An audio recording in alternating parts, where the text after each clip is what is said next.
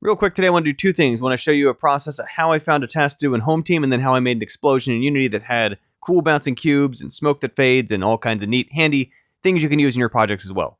First off, I wanted to figure out a project to do things in. I thought I'd check out my friend Cass's project. He had some awesome games in HomeTeam. First, I watched this video update from last Sunday as to what's been going on in this project, describing here's what's new in it, here's what he's working on, here's what else is coming up in the time ahead. And I heard him mention destructible environments, something that kept getting kicked back. That sounds like fun. So I double checked on his team's Trello to make sure that destructible environments wasn't yet claimed by somebody else, put myself on the card, poked into his channel on the Discord and mentioned, hey, I'm interested in doing the destructible environments, unless you super would rather go for that. By the way, also maybe some models questions. I'd like to make some stuff. What would be useful? He throws back, yeah, sure, have a shot at it. That sounds cool. I go into his project. I check out one of the scenes. In fact, the same scene he had in his demo. And in there, I added a cube. And here's where we're going to slow down for a second and walk through how I did this. I'm not going to do it live, but I want to show you just what I did because it's not that complicated. Again, you can really do it in your own projects. So to set it up, I needed a thing to explode. So I just dropped a plain new cube into his Unity scene. After the countdown, you'll see the basic mechanic here is that we have a UFO that flies around, can drop down a tractor beam, usually intended for picking up and maneuvering cows as the main mechanic for the game. But I wanted to make it so my beam could also blow up this cube. And by the way, here's from his update, some rocket firing enemy trucks with some, so far, very simple tuning here for letting it be easy for the players. Is obviously going to focus on collecting cows, but I needed to be able to make it so I can destroy these cubes. To do that, I first had to figure out, okay, well, how can I make it so my tractor beam affects the cubes? And for that, I found the cow lift script on the prefab to double check, okay, how are cows being lifted? It's being done through an on trigger enter for other tag beam. And again, this is something I didn't infer, this didn't know this, didn't even ask him. I just double checked, okay, how are cows getting lifted? I want my explodable thing to be able to detecting it the same way. So on my Destroyable Script, added the same looking on trigger enter and a tag for beam. I also added a Boolean that defaults to true onto my class so that we can turn this off if we want something to only be exploded by rockets, by collisions, by something else, by a chain reaction in the level trigger system or something. But for starters, want a version I can turn off so then the beam can't destroy things in case that's the case. I call a blast function, figuring I want to centralize this, so if we have other things that destroy it, it works the same way. And then we do a couple things. The main thing we do is we destroy the game object, and that's because, of course, it has to remove itself to be destroyed. We also want to spawn an effect, and the way that I'm doing that is that we are using the explosion resource prefab name. Using a resources load, and the way that works is that under our resources folder, anything in this folder, you can give it the exact string name to load dynamically in your Unity scene, and there's disadvantages doing it live, but for a one-off explosion, it's totally fine.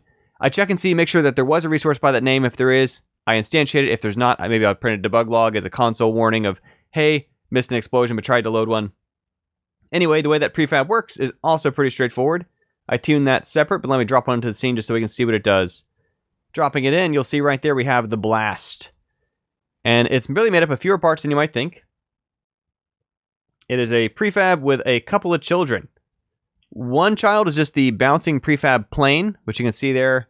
Literally threw a plane in there. Right now it's Z fighting with the ground, but that's being used for the physics collision of the boxes.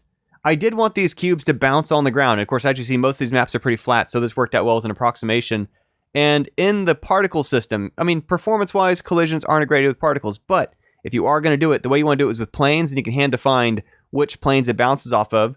This is a child of it under the hierarchy, so that when it destroys itself, it takes this plane with it, but I'm just using that as data to figure out where those boxes are going to bounce. The fire blast effect is a separate particle from the bouncing cube, so we'll get to that in a second. But at the top level of the particle system, when I press play, the main thing you'll see is these bouncing cubes, and that's just giving a random range here for the start lifetime, for the start speed, the pretty standard stuff. The important things here, though, are under the renderer. I set it up so that it's a cube mesh renderer mode. I turned on a few different flags for emission to be a single instant of spawning a certain number of chunks at the same time rather than over time. Turned off looping because I don't want this to not be a fountain of them. The shape I set to box with a randomizing direction of 0.6, and so that's what kind of helps spray them upward and outward in addition to the rotation of -90 here on X, which you can't see out of the side. Size over lifetime. This is an important part too, where you'll notice that these cubes, when they're done, they don't just pop out or vanish. They shrink down. That's being done here with the size over lifetime, just redefining that curve. Rotation over lifetime, plus or minus 200 in this case, gives them some spin, helps them feel more dynamic. And again, I mentioned collision, which I tuned down a little bit here, dampening and bouncing. Just so they look more like they're hitting the dirt, rather than just sort of scrolling off into the world as, you might expect. And then otherwise under fire blast effects, this is the second layer to it. And the real key to this one, this is the part here that's like the fire that you see underneath it. The key to that is that I made my own custom particle texture. And it's not a big fancy one, right? It's just very much this simple PNG here. I opened up, in my case, Photopia. I don't use Photoshop anymore. Made a masked layer where I blacked out the edges and then just alternated black and white for transparency on the masking layer to get this uneven piece. And I find that helps a lot over your default particle spheres. Otherwise, you kind of get out of the default for Unity particles. But I set up a material around that. And my material for that particle uneven is just additive rendering, additive color mode. Of course, it's going to make it brighter when they layer. I think it's going to look more like a blast. I set up the albedo. I didn't really change anything else about it. Particles, standard, unlit, intending for WebGL support. And then over in our blast effects, so I set the color to orange, but you mostly only see that around the periphery. Otherwise, the additiveness causes it all to blast out. And again, 2 to 5, 1 to 3. Oh, speaking of which, the top level of this hierarchy, I did add a self-destruct script. Literally just accepts a float. You can tune at the inspector level. Calls destroy. Destroy has a version of the function. We can give it a second count for how long after it spawns should it self-destruct. So in this case, 5 seconds. Knowing that that's my upper bound here that I gave for the blocks and the blast effect. And then same story here of, start rotations, more subtle rotation over lifetime. In this case, they don't scale down like the blocks do. Instead, they're fading out. And so that's where you'll notice here again when I blast these bricks. Oh, there we go. We can just see it down here from my demo. How they fade out. What's being done there is on the fire blast effect. Color over lifetime. The bottom is the color. So it starts orange and it goes towards black. But at the top is the alpha. It starts at 255. Ends on 0. And I added an additional hook here in the middle. It's also still pretty high. Just to kind of bias it so it's a little more visible at first. But the only reason that plane was visible there is because I had made it visible in the instance of the prefab. But so now, as you saw, when I hit my cube, my destroyable script is going to look for this prefab name in the resource folder, instantiate it at the position of our exploded thing, quaternion identity for no rotation. And so let's see what that does when I play it. Remember, it brings in the plane with it for bouncing, although it's defaults its renderer off. So we'll give it a second to start. And you can see there my UFO beam. Zap, zap. As I zap it, boosh. There we go. I hit it. First, I was driving a little in front. But you can see, again, it scatters the pieces nice and kind of naturally unevenly. Let's do a little bit zoomed in bigger here. Starting fresh.